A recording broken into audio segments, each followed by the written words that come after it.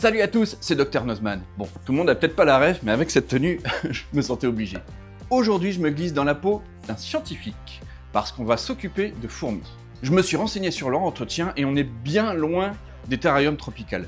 Ici, on rentre dans un univers aseptisé et structuré, mais vous allez voir, c'est passionnant. On va découvrir tout ça dans un kit complet avec tout le nécessaire. Bienvenue sur Rainforest. Et oui, un nouveau kit à vous présenter, et je le répète jamais assez, sur Rainforest, on fait les choses bien. Donc on fait les choses sérieusement et avec passion. Donc non seulement on va ouvrir la boîte et découvrir tout ce qu'il y a dedans, mais surtout on va ouvrir le kit avec son créateur. Harold, c'est le créateur du kit et aussi de la boutique, la colonie des fourmis. Je vous mets des images juste ici, il a plein de choses sur sa boutique avec plein de modules pour faire évoluer sa colonie. C'est un vrai passionné qui fait tout par lui-même. J'ai des tonnes de questions à lui poser, vous allez voir, c'est une mine d'informations. Allez, j'ai trop hâte, moi j'enlève cette veste pour être un peu plus à l'aise et on déballe tout ça. Donc ça se présente comme ça, un kit d'élevage de fourmis. J'ai reçu ça dans un carton tout simplement. Alors, ouvrons ensemble. Donc c'est assez bien emballé. Il y a plein de petites choses. Je les ouvre pour l'instant juste comme ça, je ne sais pas encore exactement ce que c'est. Tout ce que je sais, c'est que c'est la version 7 du kit qui m'a été envoyé. Donc forcément, c'est qu'il y a eu plein d'évolutions et qu'il a arrangé un peu ça pour que ça soit au mieux pour nous.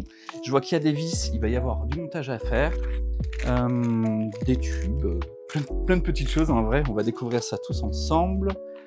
D'autres tubes, hop, une pipette. D'autres vis, franchement, il va y avoir plein de petites choses à essayer de monter. Il faut être un peu habile de ses doigts, je crois.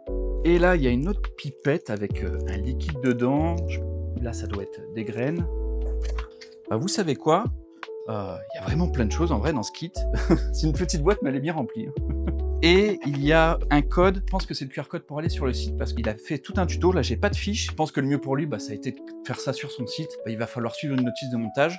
Moi, vous savez quoi? Je vais le faire avec vous. On va se le faire en timelapse. Je vous ouvre, je clean la table. Je vous filme ça de plus près. Ok, let's go.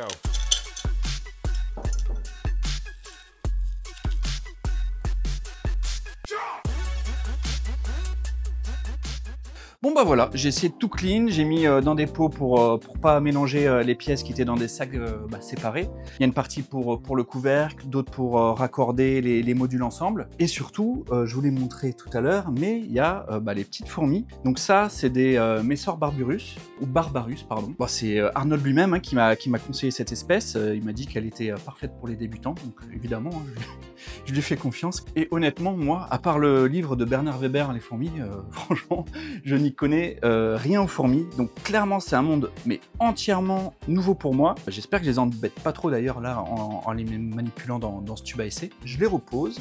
Évidemment, même si je connais pas grand chose, j'ai fait mes recherches avant parce que voilà, ça reste des êtres vivants, même si c'est des insectes, il faut en prendre bien soin parce que j'ai envie d'avoir une belle colonie.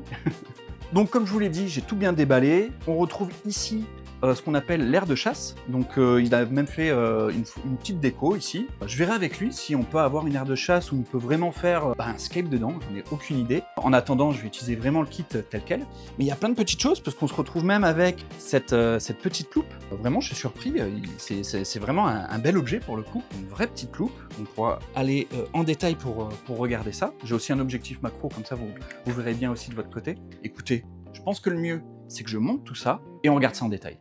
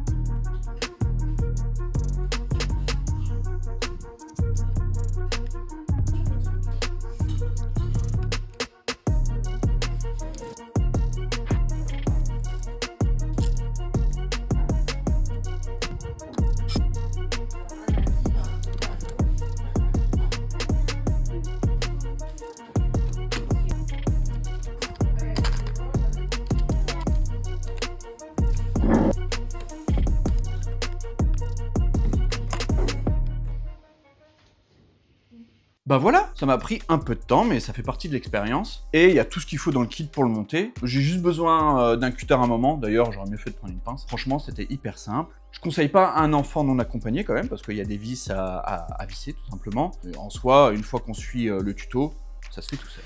Tout à l'heure, il y avait plein de choses, j'étais un peu perdu, mais là, bah, on se retrouve avec l'essentiel.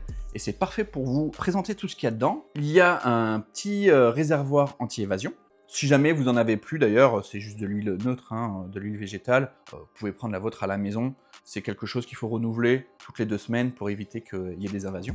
Dans cette pipette, il y a les graines. Donc j'en ai mis dans la coupelle et elles les ont déjà toutes récoltées. Et il y a aussi ce tube à essai avec des verres de farine. Je poserai des questions à Harold parce que je ne sais pas exactement quand leur donner ça à manger par rapport aux graines. Ça serait une bonne question à lui poser. Et il y a cette pipette, ça c'est pour le miela. Le miela c'est un mélange un peu sucré. Pour le coup, mes fourmis, elles, n'en consomment pas. Et il y a même cette petite loupe, elle est très quali. On se met au-dessus du tube et on peut vraiment les observer de très très près. Franchement, c'est un bel objet. Il reste évidemment pas mal de vis, j'ai mis tout ça de côté. C'est pour si on veut mettre des extensions. Vu la taille de ma colonie, j'ai tout ce qu'il faut. Il y a même les tubes qui sont déjà présents dans le kit quand il y aura plus de fourmis pour qu'elles aient leur espace. Là, il y a tout. Mais le plus important, c'est la zone de chasse que je viens tout simplement de monter. Donc il y a une pipette, un réservoir à eau, des petites gamelles pour mettre justement les graines, il y a un peu de décor, mais ça reste quand même très très aseptisé. Je vais avoir plein de questions à poser à Harold par rapport à ça, parce que j'aimerais savoir si on peut faire quelque chose de plus naturel. Je sais pas, est-ce que je peux, comme on fera avec des cloportes, mettre des feuilles, mettre de la terre. Moi j'avais un peu en image, vous savez, ce genre de planche où il y a de la terre et on voit les galeries des fourmis. On n'est pas du tout dans cet univers-là, on est vraiment dans un autre principe de fonctionnement. Ici, là, mes fourmis, je vais les observer pendant quelques temps, je vais vous mettre tout un plan séquence et on se retrouve tout de suite pour poser toutes ces questions à Harold. Là, j'ai oublié de vous en parler, il y a un tube, dans le tube à essai, il y a les fourmis et il y a un filtre rouge. Et dans ce filtre rouge, en fait, les fourmis, elles sont complètement dans le noir. Allez, écoutez, on se retrouve tout de suite.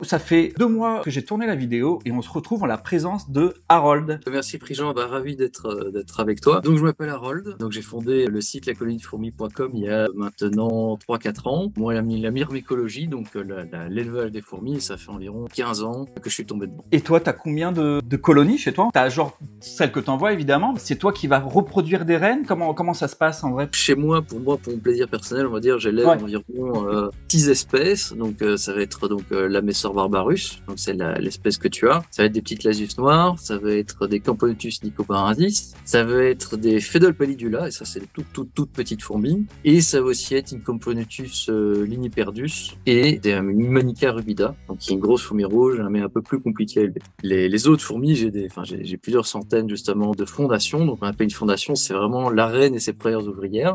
Et justement, par rapport à tes questions sur la reproduction, en fait, reproduire les fourmis en captivité, c'est extrêmement difficile. Il y a seulement quelques espèces où tu peux, justement, par bouturage. C'est essentiellement, tu vois, les colonies polygynes, donc les petites fourmis rouges dans lesquelles il y a plusieurs reines. Mais sinon, la plupart des reines fécondées proviennent des essaimages. Et qu'est-ce que c'est l'essaimage? C'est tout simplement quand prince et princesse s'envolent lors de la parade nuptiale. Donc, c'est ces périodes-ci, généralement, c'est les saisons chaudes, donc quand tu as des jours qui sont chauds, humides, avec un petit peu de vent. Une fois complètement terminée, c'est à ce moment-là, en fait, la reine tombe au sol, elle perd ses ailes, et c'est à ce moment-là, en fait, elle va chercher un endroit pour fonder sa colonie, Et c'est à ce moment-là que il y a un Harold ou d'autres myrmécologues qui sont avec leur tube à essai, justement, qui les ramassent. Ta reine fécondée qui va se retrouver dans un tube à essai. Donc les mêmes tubes que tu as, donc avec de l'eau, du coton, l'espace nid et bouché avec du coton. Et c'est là que tu peux commencer à les nourrir et commencer justement à les échanger, à les vendre avec d'autres gens, tout simplement. Bah écoute, c'est une parfaite introduction pour parler de ma petite colonie avec les images que je t'ai envoyées. Qu'est-ce que tu en as pensé de mon évolution au bout de 2 mois? Est-ce que tu t'attendais à ce genre de progression? Je me situe où? Par rapport justement à la progression, c'est une progression qui est selon moi qui est normale. Une chose qui est plus difficile à mon sens quand on commence l'élevage de fourmis, c'est la patience. Rapidement, on s'imagine avoir des colonies gigantesques. En fait, non, pas du tout. Ça, il faut le temps qu'il faut, et c'est plutôt des croissances exponentielles. Donc le début, quand tu as reçu justement la fourmi fin mai, c'était vraiment la reine et ses premières ouvrières. Les premières ouvrières avaient même pas quelques semaines, voire quelques jours, quoi. Donc on était vraiment sur du début. Et effectivement, donc aujourd'hui, bon, je comptais rapidement, t'en as environ une quarantaine, cinquantaine, avec un major. Donc sur ta vidéo, tu vois, c'est la plus grosse fourmi en dessous de la reine. C'est très bon signe d'avoir un major à ce stade, justement, de la colonie, parce que généralement les majors apparaissent après. Ça tombe vraiment bien que tu en parles parce que c'était dans mes questions. C'est vraiment un sujet que j'ai vraiment pas voulu aborder. Je me suis dit, ça a l'air trop technique, entre guillemets, d'essayer de parler des castes. Et quand j'ai vu que j'avais une major, parce que j'ai quand même repéré et regardé, parce que quand tu as ta colonie, forcément, tu vois elle est magnifique, cette fourmi, quand tu compares aux autres, c'est vrai, hein, c'est pas... Moi, c'était tout de suite, j'étais trop content quand j'ai vu ça. Est-ce que tu peux nous expliquer qu'est-ce que c'est une caste? Une caste dans une colonie de fourmis, c'est plus... Alors, ça va dépendre de l'espèce. Tu vois, par exemple, chez les Phédol pallidula, donc qui sont des toutes petites fourmis, tu as des castes ouvrières, tu as des castes soldates. Alors, tu as d'autres espèces, les écitons, les fourmis légionnaires, effectivement, tu as des fourmis qui sont dédiées à la guerre. Donc, ce sont vraiment des soldates. Chez les Messor barbarus, quand on parle de caste, c'est plus au niveau de la taille. Donc mineur, médior, major. Et la reine, chacune vont pas forcément avoir des rôles qui sont définis par rapport à leur caste, mais ils vont simplement faire plus ou moins en fonction de leur taille. Par exemple, en fait, si tu regardes bien tes ouvrières, tu verras les mineurs médiors ont des têtes proportionnées à leur corps, on va dire ça comme ça, tandis que le major a vraiment une très grosse tête. Et en fait, c'est parce que le major a des très gros muscles, et au sein des Messor barbarus, ça sert justement à casser les plus grosses graines, à ouvrir les plus gros insectes pour les manger. Voilà. Donc c'est une question de muscle. Chez les Messor barbarus, on va dire c'est vraiment une question de muscle. Disons qu'une major ne va pas plus aller fourrager qu'une mineure ou qu'une média. Voilà, elle veut juste casser des plus grosses graines. Ça semble bien parti pour ma colonie alors. Oui, tout à fait. Oui, moi ouais. Je te dis aucune inquiétude. Peut-être au niveau de quelques remarques, je te conseille d'essayer de varier les graines. J'utilise beaucoup des graines de chia, donc c'était les graines qui étaient effectivement fournies dans le kit. Ça convient tout à fait en fait aux jeunes colonies de Messor. Pourquoi? Parce qu'elles sont assez petites, donc elles sont faciles à transporter et faciles en fait à malaxer, parce qu'en fait les Messor barbarus fabriquent du pain de fourmi. Elles mélangent avec leur salive et elles vont casser les graines et mastiquer les graines pour créer du pain de fourmi. C'est ce qu'elles vont manger. Premier conseil, c'est hésite pas justement à aller, si tu vas t'as un magasin bio pas très loin, t'achètes des graines non salées, parce que le sel c'est toxique pour les fourmis, il faut vraiment éviter. Et tu prends un mélange, tu peux avoir des mélanges pour canaries ou des choses comme ça. Deuxième conseil, j'ai vu que tu avais mis justement des grillons. Essaye peut-être de proposer des plus petits grillons, parce que ceux que j'ai vus dans le dépotoir n'est pas entièrement consommé. Alors c'est pas très grave, parce qu'elles consomment ce qu'elles ont besoin, mais pour une petite colonie, une jeune colonie, il vaut mieux mettre des petites proies, tout comme les graines, des petites et des moyennes graines. Et au fur et à mesure de la croissance de la colonie, là tu pourras mettre des grosses proies ou des grosses graines, ça il y aura vraiment aucun souci. Troisième conseil peut-être, c'est le dépotoir. Donc là, celle-là, en fait, elles stockent tous leurs déchets. Ça peut être intéressant de les laver de temps en temps. Pourquoi? Parce que les restes de nourriture, ça peut attirer des acariens. J'avais fait exprès de la laisser pour que tu vois. C'est parfait parce que ça t'a permis justement de voir que peut-être que j'avais mis un grillon, un criquet trop gros. À quel moment on les retire? Est-ce qu'on les retire à chaque fois? Est-ce qu'il vaut mieux les laisser parce que c'est leurs déchets, ils y tiennent? Je sais pas à quel point il faut que je retire les choses de la zone de chasse. Il y a des filaments. Pour moi, je me dis que c'est tout simplement du coton, mais je me trompe peut-être, je sais pas. C'est ça. Non, c'est exactement ça. Alors, par rapport à la zone de déchets, alors c'est surtout esthétique, on va dire, même si effectivement c'est pour éviter d'avoir des parasites qui s'installent parce que il reste de la nourriture, mais on va dire dès qu'elles mettent ça dans le coin déchets, ça les intéresse plus, donc tu peux les enlever. C'est ça qui est assez chouette chez les fourmis, c'est vraiment t'as le coin poubelle, tu sais que tout ce qu'il y a là-dedans, tu peux tout virer. Ça il y a vraiment aucun problème. En fait, je sais pas quand leur proposer, par exemple, justement un nouvel insecte ou pas. Quel est le rythme en quelque sorte? Alors, ça va dépendre de l'espèce des fourmis. Alors, chez les Messor barbarus, elles ont une physogastrie qui est peu prononcée. Alors, la physogastrie, qu'est-ce que c'est? En fait, quand une fourmi va manger, son gastro va, son abdomen, son gastro va se dilater. Et en fait, par exemple, si tu regardes les petites fourmis noires du jardin, au plus elles vont manger, au plus elles vont avoir un gros abdomen. L'abdomen, tu vas avoir vraiment des segments, parce qu'en fait, en gros, tu as des segments en chétine, et entre ces segments, tu as une espèce de membrane qui peut se dilater. Et là, c'est très facile de voir, parce qu'en fait, elles ont des énormes fesses, en fait. C'est très facile de voir d'espèces, ils ont assez à manger. Chez les Messor barbarus, et chez les Messor en général, elles ont moins cette faculté justement à détendre l'abdomen, à stocker de la nourriture, parce qu'en fait elles fabriquent du pain de fourmis, donc en fait elles ont des réserves, mais en fait elles transportent pas les réserves avec elles. Donc finalement c'est avec leurs réserves de pain que je peux savoir s'il n'y a pas beaucoup de réserves, c'est peut-être que ça manque de nourriture? Effectivement, chez les Messor, elles stockent leurs graines dans des greniers, c'est pour ça que c'est une espèce qui est quand même assez sympa, surtout quand on débute. Là en fait tout ce que tu dois faire, tu dois veiller à ce qu'il y ait suffisamment de graines en stock, et suffisamment de variétés de graines en stock. Après, elles trieront toutes seules. Il y a des graines qu'elles n'aimeront pas, elles iront les mettre au dépotoir. Elles iront aussi, et c'est ça qui est très marrant, des fois elles trient les graines. Donc tu as vraiment, par exemple, les graines de lin qu'on a d'un côté, le chia de l'autre. Voilà, elles trient les graines. Pas besoin d'en mettre une colonie comme tu as. Si tu as l'équivalent d'une cuillère à soupe, c'est largement suffisant. Hein. Pas besoin d'en mettre des tonnes et des tonnes et des tonnes et des tonnes. Une cuillère à soupe max, c'est largement suffisant. Pour les insectes, on va dire une colonie comme ça, tu peux en proposer, surtout quand il fait très chaud, parce qu'en fait, l'activité d'un insecte dépend de la température externe. Donc quand il fait très chaud, là, tu peux leur proposer sans problème un grillon par semaine. Et ensuite, tu dois observer. Si elle se rue dessus, tout est entièrement consommé, tu peux dire, ok, tu peux en rajouter un ou deux. Si tu vois, par exemple, qu'il n'y en a qu'un seul qui est mangé, etc., tu dis, bon, ok, je vais peut-être diminuer la dose. Il n'y a pas de règle absolue, mais disons, vaut mieux plus trop en proposer que pas assez. Après, quand on va attaquer septembre, octobre, etc., tu verras l'activité va diminuer, et là, tu devras aussi moins donner de grillons, parce qu'elles auront moins faim, et parce qu'il y aura probablement moins de couvains, quoi. C'est très clair. Est-ce que tu vois d'autres points qui sont importants lorsqu'on entretient une colonie qu'on n'aurait pas abordé? Donc le premier, c'est tout ce qui est au niveau tout simplement le stress, surtout pour les Messor barbarus, c'est déjà de le mettre dans un endroit calme, de mettre le cache rouge, parce qu'en fait le cache rouge, en fait les fourmis voient très mal la lumière rouge, et donc pour elles, en fait, elles ont l'impression d'être dans la pénombre, et donc ça nous permet à nous humains de les observer sans trop les déranger. Aussi, un conseil très très important, je pense que ça c'est le plus important quand on débute, c'est de ne jamais, je dis bien jamais, prendre un nid qui est trop grand par rapport à la taille de la colonie, ou un nid creusable. Et ça, le nid creusable, que ce soit petite, moyenne ou grande colonie, ce n'est pas un nid qui est viable sur le long terme. La première partie, donc vraiment, c'est commencer avec un tube à essai. C'est le meilleur nid que tu puisses avoir pour les jeunes colonies, donc pour les fondations, on appelle ça les fondations, parce que disons, elles ont tout. Elles ont un endroit très humide, elles ont un endroit confiné, elles ont un endroit sec. Une jeune colonie ne peut pas arriver mieux. Le problème, si tu le mets dans un nid trop grand, donc par exemple, moi sur mon site, j'ai des nids 10x10 avec des galeries pré-creusées. Si c'est trop grand, elles risquent tout simplement de se perdre, dans le sens où elles vont considérer le nid pas forcément comme un nid, donc elles peuvent commencer à stocker des déchets à l'intérieur. Donc ça va commencer malheureusement à moisir, parce que tu peux pas évacuer ces déchets sans démonter tout le nid, donc toute la colonie. La colonie risque aussi de se sentir justement pas confinée, donc de pas se sentir en sécurité, et donc d'être plus stressée naturellement, et justement la reine va justement moins pondre, et la colonie va moins bien se développer. J'en arrive à mes deux derniers points, et si jamais d'ailleurs, vous qui regardez la vidéo, vous avez des questions, n'hésitez pas à les mettre en commentaire pour que Harold puisse y répondre. Par rapport à ma colonie, où est-ce qu'elle en est? Est-ce que j'ai besoin de rajouter des modules ou pas encore? Et à partir de quand, justement, je vais pouvoir rajouter des modules si jamais c'est pas le bon moment?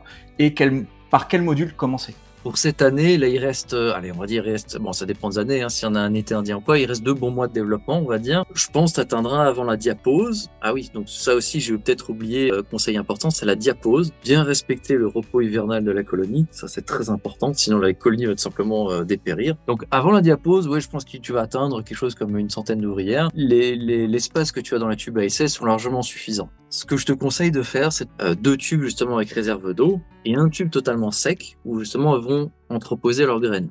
Parce que les graines, elles vont essayer de les mettre dans un endroit le plus sec possible, sinon elles vont germer. Et passe la diapause, et c'est seulement l'année prochaine que tu pourras justement t'inquiéter d'agrandir leur setup. Par rapport au module d'après, toi tout à l'heure je disais, il faut absolument éviter les nids trop grands. Par contre, une aire de chasse, elle sera rarement trop grande. Et c'est comme dans la nature, parce que même une fondation, tu as 50 ouvrières dans la nature, elles ont tout un jardin d'aires de chasse, elles s'y retrouveront. Ce que je veux dire par là, c'est que tu peux très bien, justement, si rajouter, commencer par une aire de chasse 20 x 20, il y a beaucoup plus d'espace, parce que ce qui est très sympa, c'est de voir justement les fourmis fourrager. Le fourragement, c'est comment chercher de la nourriture dans l'aire de chasse. Donc une aire de chasse plus grande, c'est très sympa pour l'observation et c'est absolument pas problématique pour le développement de la colonie. Et quand on prend une plus grande aire de chasse, par exemple une 20 par 20, comme tu le disais, on peut mettre des vraies plantes, on peut commencer à vraiment faire du scaping. Les next steps que je voudrais bien proposer plus tard, c'est justement des aires de chasse végétalisées.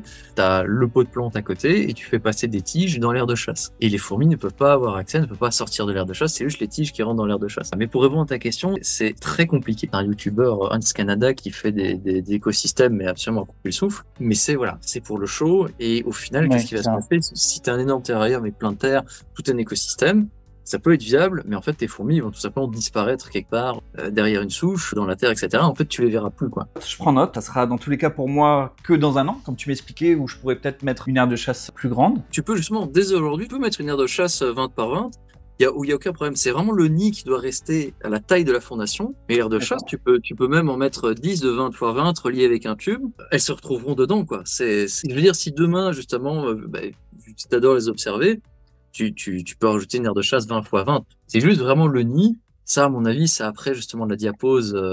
Donc, quand tu vas sortir du frigo vers mi-mars, un truc comme ça. Là, effectivement, tu pourras voir, et à mon avis, d'ici juillet de l'année dernière et l'année prochaine, tu pourras mettre un nid 10 par 10. Ça, aucun problème. Il y a vraiment, je pense, encore plein de choses à dire et on ne parle que d'une petite espèce, entre guillemets. Je te remercie encore beaucoup pour tout ça. En commentaire, vous, n'hésitez surtout pas à poser toutes vos questions parce que vous avez un expert sous la main, donc autant en profiter. Et si vous êtes intéressé par un des kits, allez sur la colonie de fourmis, il y a vraiment de quoi faire avec plein d'espèces. Encore merci à toi. Nous, on se retrouve sur une prochaine vidéo. Allez, salut. Ciao. Ciao.